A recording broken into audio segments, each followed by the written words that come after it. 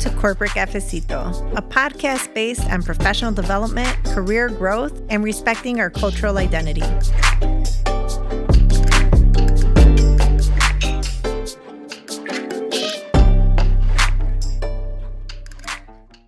Hi, everybody. Welcome back to Corporate Cafecito. Today, I am joined by a wonderful woman who is from Puerto Rico, was in a Mexican neighborhood, has lived, in multiple different places, and has this love for our culture and especially our language. So, this is Elizabeth Colón Rivera.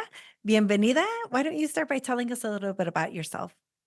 Sure, bienvenida. Thank you for inviting me to your podcast. So, as you mentioned, my name is Elizabeth Colón Rivera, and I am the daughter of parents who immigrated from Puerto Rico to Chicago. And like you mentioned, I had the wonderful privilege of growing up on 26th Street in La Villita and loved living there, loved the culture, loved the people, and missed it when I left. I was just recently there and amazed with the transformation of the entire neighborhood. I will say Oh, that it's much. amazing. It's amazing. And, Yes. and for those who are not from Chicago, 26th Street rivals the Magnificent Mile in terms of dollars and revenue spent there. And it is wholly a Latina community or a Latin community because Latinos live there too.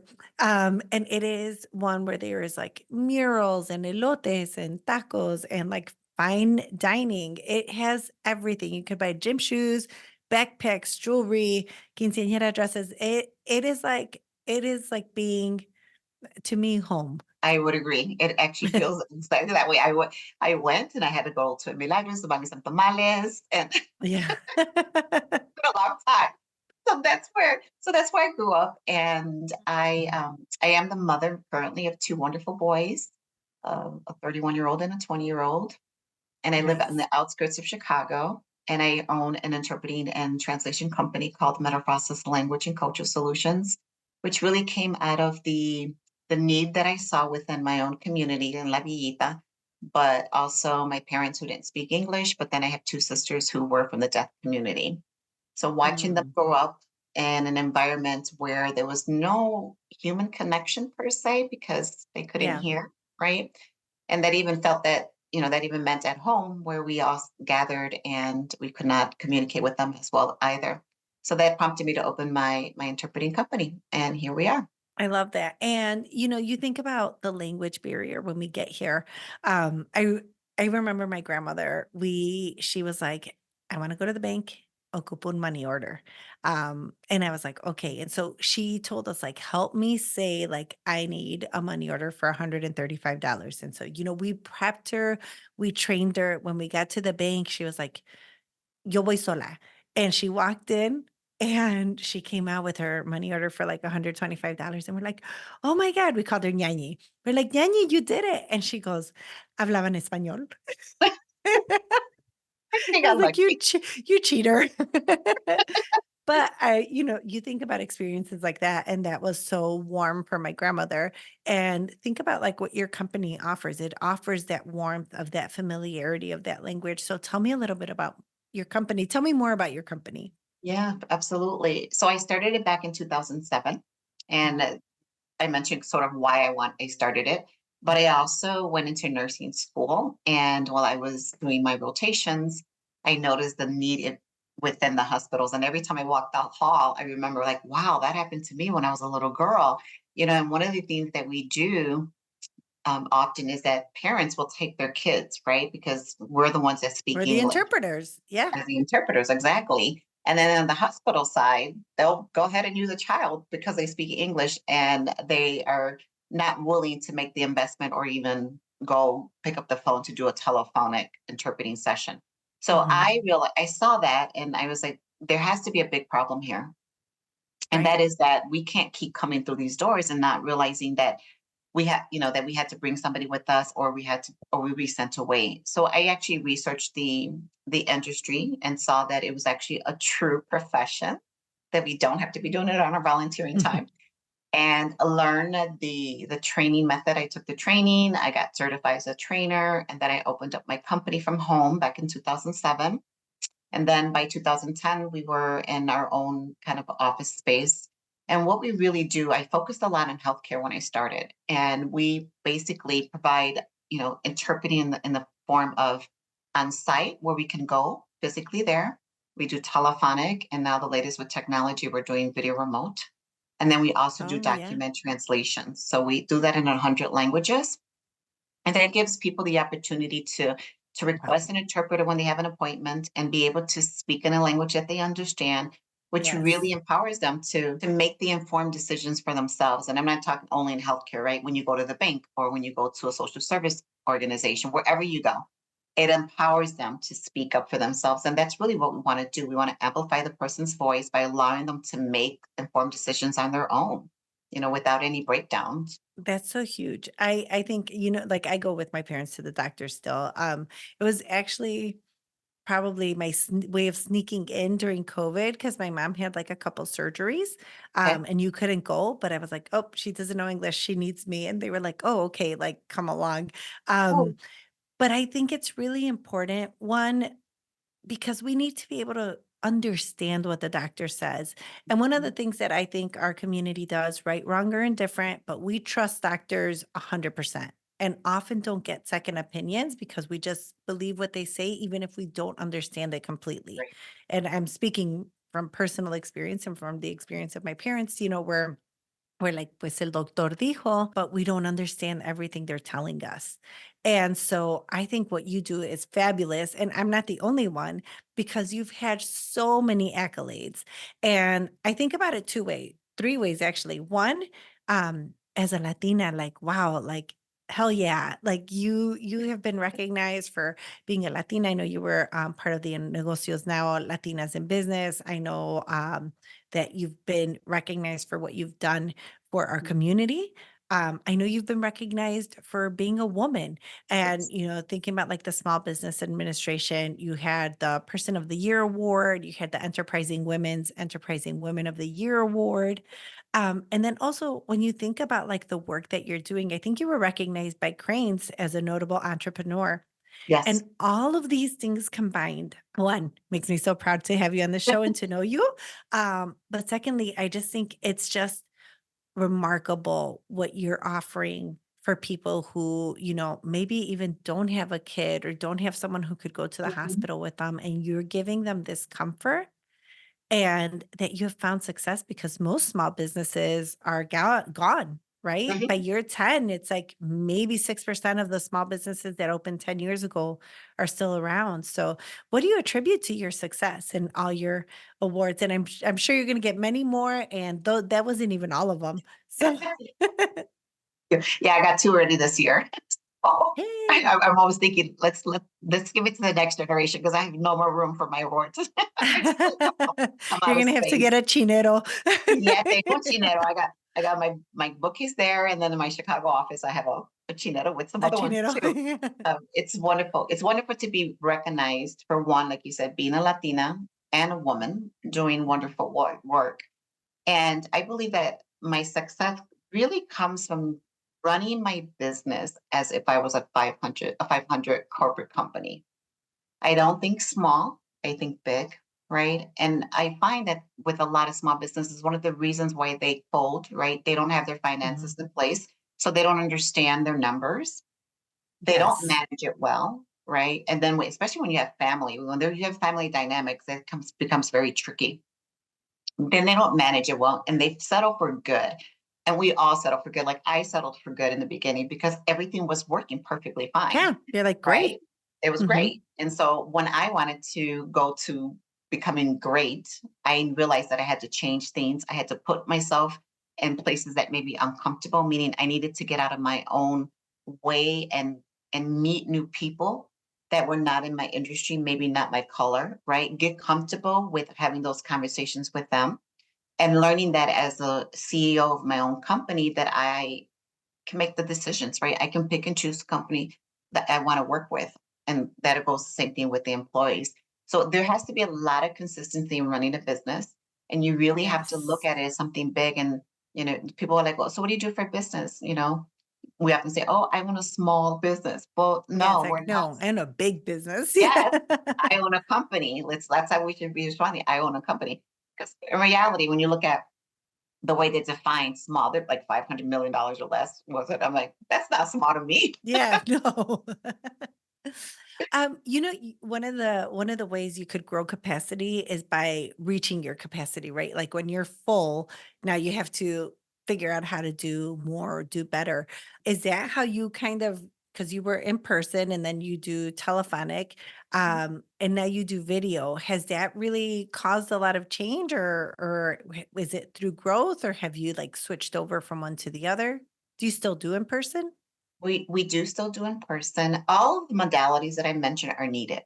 And the Yeah. reason why I say that is that it wasn't an add-on eventually, like over time. We started out with on-site, which was strong, very strong for us back in 2007. But we always had telephone. And then we had a little bit of video remote. Video remote really came into play when COVID hit, right? Because everybody started doing Mhm. Zoom. And so what we're finding with our clients now is that they either provide us a Google link or they do Zoom meetings, which is perfectly fine. So when I say you need them all, this is why we need them all. If you have to communicate with a Yeah. patient or a person for 3 minutes to get some demographic information, there's no need to call in an interpreter because your client's going to be charged a minimum of 2 hours. So Oh, that's where okay. your Good telephonic to know. fits, Mhm. right? It perfectly fit. And then you have video remote interpreting. So maybe the doctor just wants to communicate with the family member face to face, but they can't have them come in right away. Maybe you do video remote interpreting for 10 minutes. But on-site Mhm. interpreting, which I strongly believe in this, that human connection and relationship is very important. This is where you get to trust the person Yes. you're dealing with, not the interpreter, because we're just we define ourselves as we're the voice, right? So we help create that relationship between that provider and then that consumer. And Mhm. those appointments that are more than an hour, when you're talking about death, when you have surgery, like very critical, Yeah. sensitive information, you want an interpreter there. And the reason why you want them there is because if there's a miscommunication or we're trained to realize that sometimes a person's facial expression tells us that they don't understand, we Yeah. can jump in and say, the interpreter senses that this patient doesn't understand. May I clarify? So there's techniques that we use to help. And so all of them are important. And so whatever new modality comes in, I think it's going to be as equally as important. You just need to know when to use it. When my, father had surgery, his nurses all spoke Spanish, and they were Amazing. wonderful, and I think that you're right, it builds trust, it builds that connection, it builds that relationship that's so needed and so important in healthcare. When you said you were gonna move from good to great, how did you know, or what were the signs that you were like, "You know what? I'm good, but I could do more, or I could be better?" Yeah. Growth was one of them for me, but Mhm. my mistakes. I always make a lot of mistakes, and that's where We I all was good, do. right? Yeah. And I was like, "No, if we're gonna become great, we have to clean this up," right? And that meant Mhm, hiring new staff. It meant moving from a home-based business into a physical location. It mhm. meant me going out and networking and getting to meet new people. It also meant me doing new RFPs and seeking out procurement opportunities, right? I didn't want to play small. If I wanted to Mhm. replace small, I still would have been a solo entrepreneur. And who knows, I probably would be working 16 hours because I'm a solo 'Cause entrepreneur. you're a solo entrepreneur, yeah. Correct, right?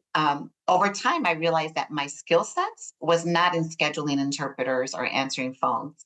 It was in relationship building. I'm really good at that. And so I wanted to step out of that role and do a little bit more building relationships and having other people do the administrative parts for me. And that's kind of how I decided to grow. I'm like, I'm going to grow. And I think all entrepreneurs, when we start a business, our end goal is to grow, to create financial freedom, to eventually either sell, pass it on to a child or an employee, right? Or Mhm. retire with enough income where they don't have nothing to worry about. Yes. Oh my god, those are like the dream, right? It's funny though, I think about, like, my kids, and I've told them, like, "Do you wanna take over my business?" And they're like, "Nope." Same I'm like here. I know. Like, "El heredero no quiere." No kidding. Nope. This I like, okay. But, if you think about what you're doing, I also think it's really important. That's probably something that you could be acquired, sell the Yeah. business. Like, when you decide you want to, like, What would you do in retirement, Elizabeth? But I'm only a few years away from retiring, Mhm. but I don't think it's going to happen because I still have a lot of energy. However, if I retire, I will do some consulting or some volunteering. I've always loved to volunteer. And I could just see myself I love healthcare. Let me just tell you that. Healthcare has been my passion since I was a little girl. So you may see me behind a desk welcoming visitors to a local hospital one day. You're like, that'll be me, I'll still be in there. What do you do? I know you do a lot, so, what do you do to inspire the next round of Latina or Latino entrepreneurs? Because I know Yeah. you do a lot. You're very involved in our community, which is, one of the things I love about you. So how do you influence that next generation, especially if you think about like where you're like, and I'm gonna include me, like we're probably more towards retirement than starting out. So we have to get the next generation ready. And we most definitely have to. First of all, I always try to hire employees who buy into my culture and my vision for my company because I think they're a great example of creating the next generation. And what I mean Yes. by that is if I can hire an employee who's young, very entrepreneur minded, and I can coach them and mentor them, right? They may look at entrepreneurship as an opportunity for themselves in the future. But in general speaking, when I mentor the young generation, even my kids, the first thing that I really do is I listen.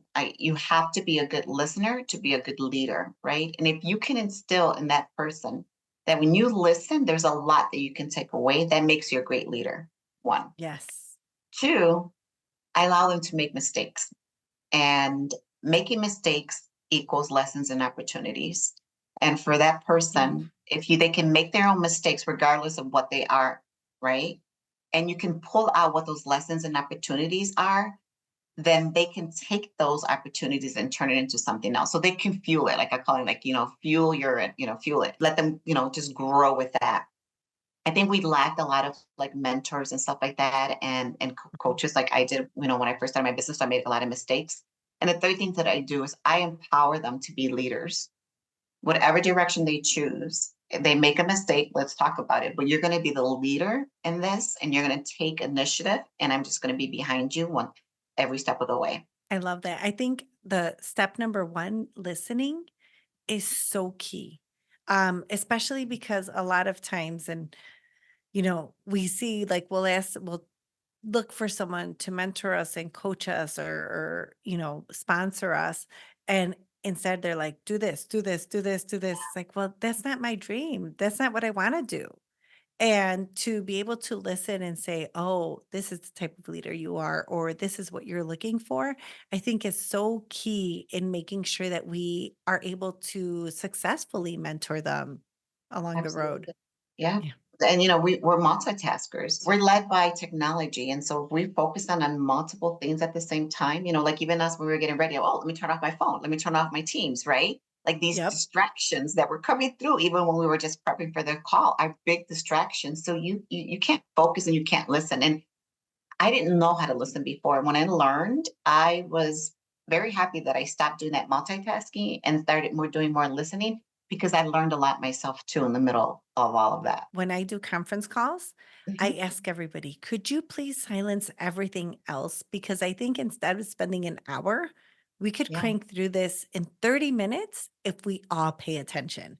Smart. And, it's like, I'm like, "I'll give you half an hour back. You could play on your phone that half hour, but for this half hour, I need everybody here so that we can listen to each other and we can hear each other." Because the worst is like, when you're on a call and then someone's like, "What? Huh? I heard my name." Right. Like, and you're just like, "You're not listening. You're not listening." So I love that. And I also love empowering.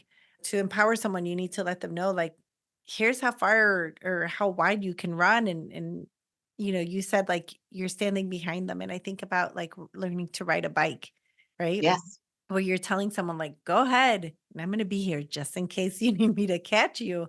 And that kind of security, I think, is very important, especially in a leader, like you are. And Thank you. Elizabeth, you were also the first Latina president of the National Association of Business Owners, right? Yes, I So was. you not only like coach, mentor, and sponsor, you were like very actively out in our community. Tell me about that role and what you did in that community, because I think that was Humble Park, right? No, that was the That was a National different one? Association. Yes. Okay. So the National Association of Women's Business Owners is a national organization that's chapters in pretty much every state right now. And Wow. I joined back in 2012 as a result of when I graduated from Goldman Sachs, 10,000 Small Business. It was a free Mhm. membership for the first year. So we're talking 2012, and I'm still active in that organization. Wow. And when I went to my first event, like many other places, I walked in, I Mhm. was like, nobody looks like me. I'm like, where are Yeah. they? And I'm not gonna lie, they were all white women. Mhm. And I don't even think there was an African American in that room. And so I said to myself, I'm like, I don't belong here. These women are smarter than me. I don't feel comfortable here. And so I left, that one Oh, particular event. Absolutely. I know. And it's very common, happens to a lot of us, no, it does. right? I just think about I just wanna hug that Elizabeth Yes. and be Yeah, I like, didn't "No, know get you back either. in I that know. room." Yeah, I know. Yes. But at the same time, I realized, okay, I want to grow my business. I want to grow my network, right? I Mhm. have to go back and feel comfortable. And so I did it. I returned. I started attending some of the events and the conferences. And then in 2015 was when I won the Business of the Year award because I got involved. And then I was asked to become the president. And when I was first asked to become the president, here we are again. My little noises in my head, tú no cualifica, no, no, no, no, tú, Mm-mm. And so I turned it down because I didn't think I was good enough to become the president. And then I was approached again a couple of years later, and I said, I'm going to do this.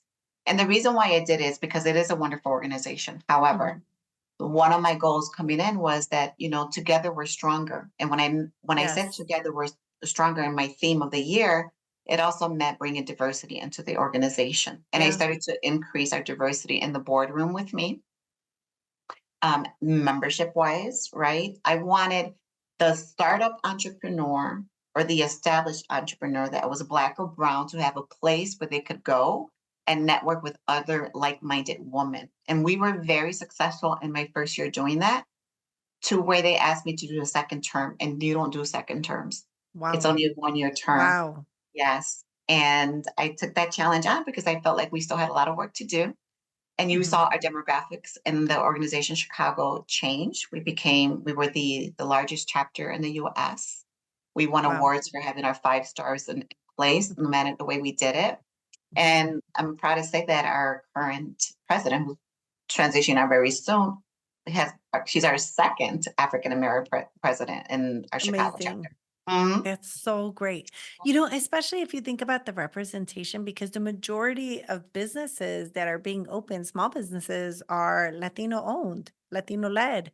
And so to have a Latina at the head of a national organization like that, to me, is just very warm and indicative of the trends that we are the Yes, people going out there and putting ourselves out there to build these businesses. absolutely. Yep. And Mm. we have to show up. I always say you have to show up. Absolutely. What piece of advice would you give someone who wants to start their own business now? I believe first and more importantly, research your business idea. Mhm. I have seen companies fail. I'm sure you have too, right? Yes. Because they haven't done their I've had homework. mine fail. Okay. And maybe not for this particular reason, but I do Mhm. see, individuals like do this, and it's not for the faint. You and I both know that, right? Yep. Entrepreneurship looks really pretty from the outside looking in. You see us traveling, you see our success, you see my awards, but you don't know Yeah. what we went through in the back to get there, right? 16-hour days are no jokes. So Yeah. researching the business is really, really important. Do you have the capital that you need to open up a business? I will say that I was very lucky because when I opened my business, we were entering a recession, and I opened it with $500, which was really miraculously because I never took a loan or anything like that. So I got Wow, very that's lucky. amazing. It is, but that may not be the case for someone else. Mhm. And then thirdly, I want to say is that you have to have passion. Like for me, my job of waking up every morning for my business is not a job. It's something I'm very passionate about. So I cannot say in the 17 years that I've been in business that I've ever Mhm. woken up and said, "Oh, I don't want to go to work." you know? That's so important. I think you're right. I think, when you think about researching it, I always tell people, if you can make a great taco, that does not mean you should open up a taqueria, because Correct. you have to figure out, like, finances, insurance, employment law, all Yeah. these things that are going to come with it. Like making the tacos is the easy part. So to research it, and then also, the funding. I started a company in 2019, and it was a last mile logistics company, and I had 30 grand, and that 30 grand was gone in 2 Yeah. weeks.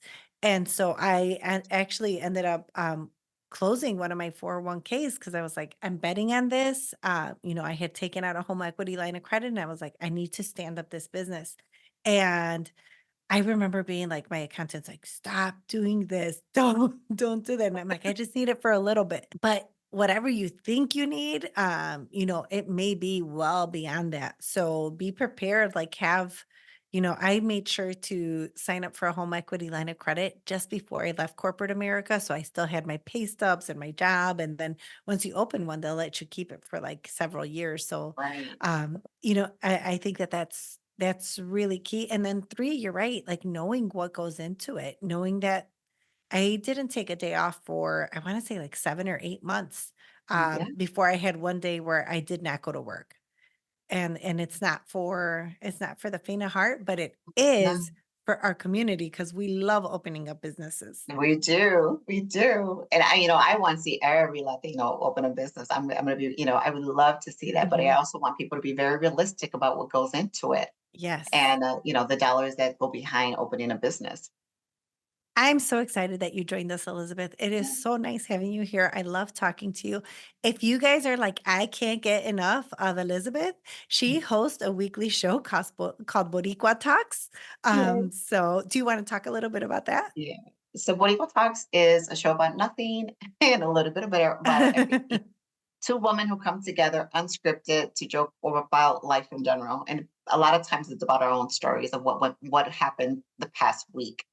We are kind of like on hold right now. We're trying to revamp in the direction that we want to go, but we do have a membership platform now where you can become a member and join our community. And every month we have either a mastermind or we do some kind of events to just bring us together, build this community that people are really enjoying right now.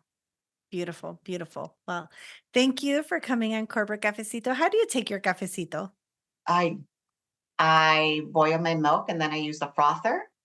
Oh, Yes, fancy. yes, I love my little frother every morning, and it's a Cafe Bustelo, or I'm gonna say Starbucks is one of my favorite ones. And then I put some cinnamon on top of it, and I sit down and I enjoy the cup. Oh, I love it. I love it. Well, thank you again, Elizabeth, and I look forward to having you on here again. Thank you for the invite again. It was wonderful. All right. Bye. Bye.